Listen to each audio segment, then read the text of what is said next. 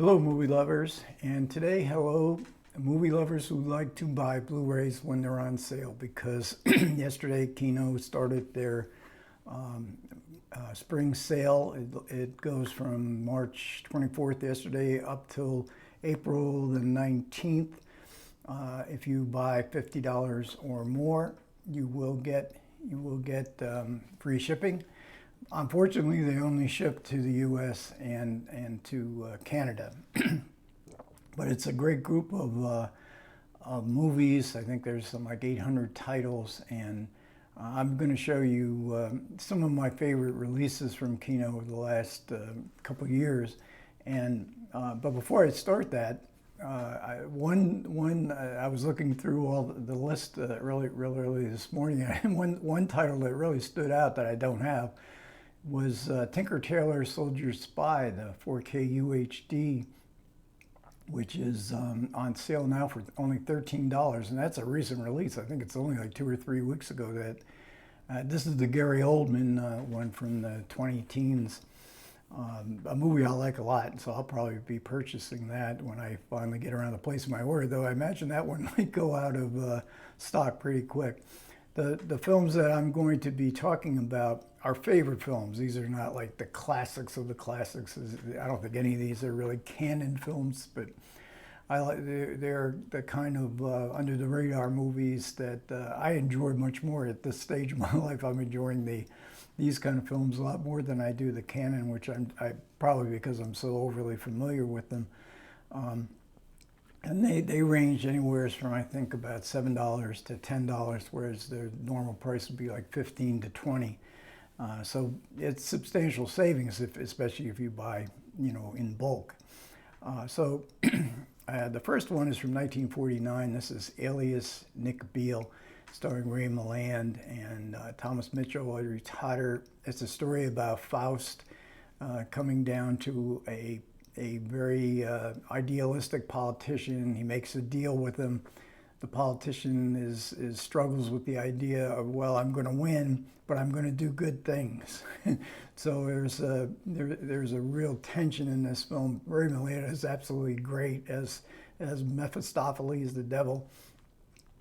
It also has a great commentary by Eddie Muller, who doesn't do too many commentaries anymore, but he was good friends with Audrey Totter, so he has a lot of great information in his commentary. And all these Blu-rays that I'm recommending all have terrific commentaries. I'm a big commentary buff, and to me they really enhance one's enjoyment and understanding of the movies.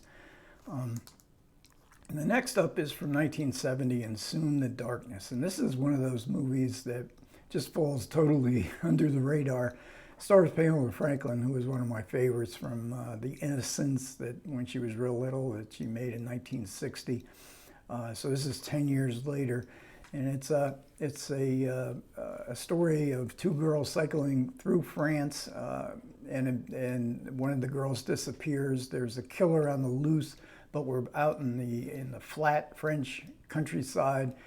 So it's not a horror in an old dark house. This is horror way out in the open, and it has some really good scenes in this film.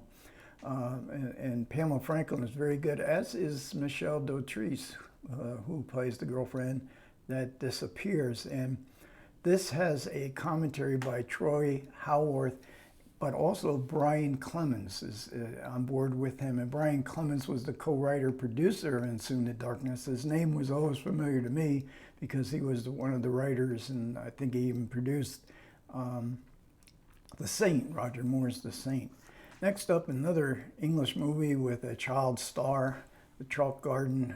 The child star, of course, is Haley Mills, probably far more famous than Pamela Franklin. Always one of my favorites, and there's a couple other biggies here. Her father, John Mills, and of course Deborah Carr, and also Dame Edith Evans, and one of the great stage actors of the 20th century. In the 1960s, she didn't make very many movies, but in the 1960s, she all of a sudden started making movies. This is based on a play. It was a big hit in its time. Sort of fell by the wayside, but it's well worth visiting. It's a very entertaining, beautiful-looking movie. Next up, Charlie Varick, and that's Walter Matthau playing a bank robber. And this is directed by Don Siegel. This is from 1973. It is a film that really, I think it became sort of a cult movie right from the start, and its reputation has only increased through the years. And one of the ironies is that Walter Matthau thought the movie was terrible when he was making it. He didn't understand what Don Siegel was doing because Siegel wasn't letting the audience in on what exactly Charlie Varick is doing to extricate himself out of the mess he's in because the money he has stolen was from the mafia. This has a Howard Berger commentary with Toby Rohn. Next up from 1936 is Desire, and talking about Hollywood star power. This is it. Marlene Dietrich, Gary Cooper, both of them in their prime. Produced by Ernest Lubitsch.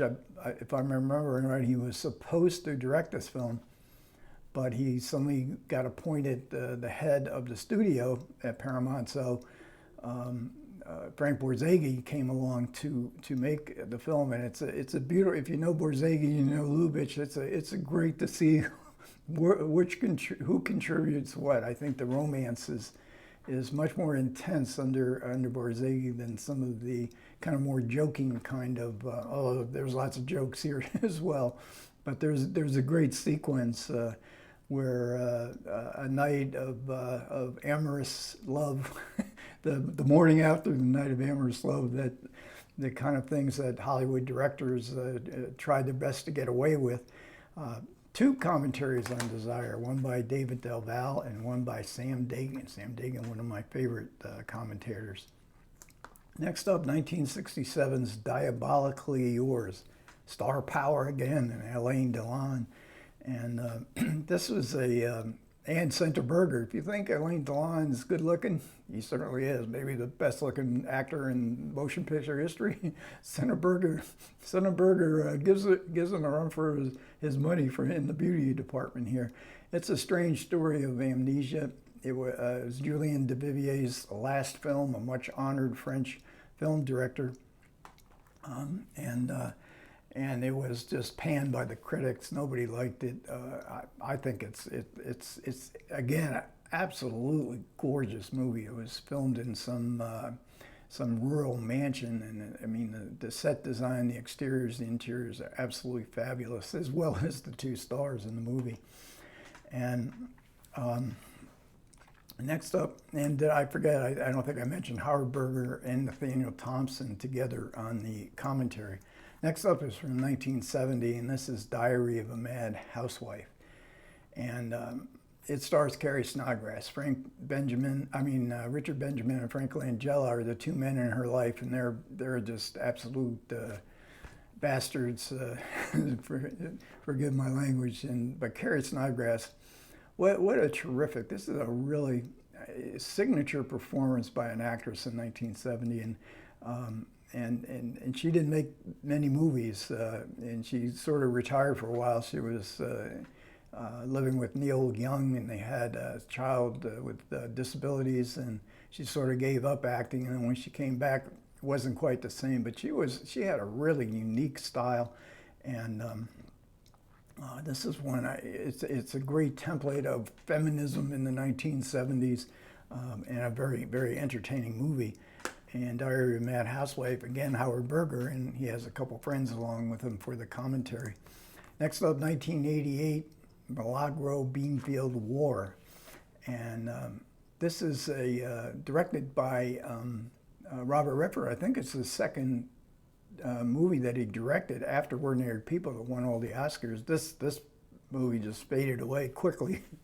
But it's a tale of water rights. It's like Chinatown. It's the tale of water rights and the powerful developers coming into a rural area. They want to build a big resort and golf courses, and of course the people who've lived there for generations in the village, and they're being pushed out, and they're being denied their water rights.